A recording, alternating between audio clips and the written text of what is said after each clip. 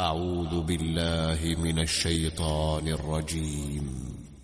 بسم الله الرحمن الرحيم. سبح اسم ربك الأعلى الذي خلق فسوى والذي قدر فهدى والذي أخرج المرعى فجعله غثاء أحوى سنقرئك فلا تنسى إلا ما شاء الله إنه يعلم الجهر وما يخفى ونيسرك لليسرى فذكر إن نفعت الذكرى سيذكر من يخشى ويتجنبها الأشقى الذي يصلى النار الكبرى ثم لا يموت فيها ولا يحيا قد أفلح من تزكى وذكر اسم ربه فصلى بل تؤثرون الحياة الدنيا والآخرة خير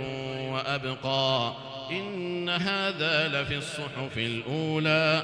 صحف إبراهيم وموسى.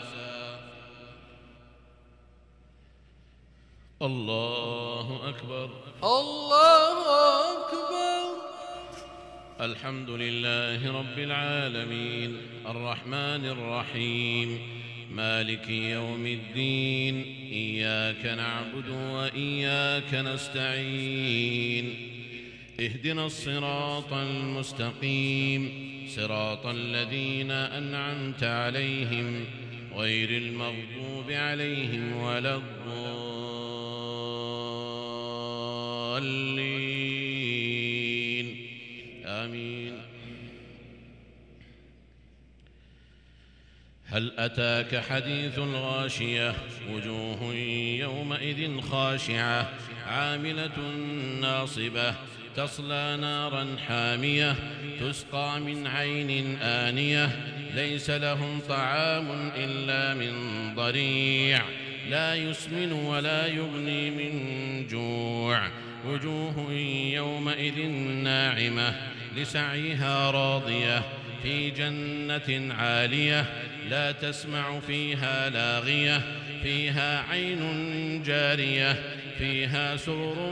مرفوعة وأكواب موضوعة ونمارق مصفوفة وزرابي مبثوثة أفلا ينظرون إلى الإبل كيف خلقت وإلى السماء كيف رفعت وإلى الجبال كيف نصبت وإلى الأرض كيف سطحت فذكر إنما أنت مذكر لست عليهم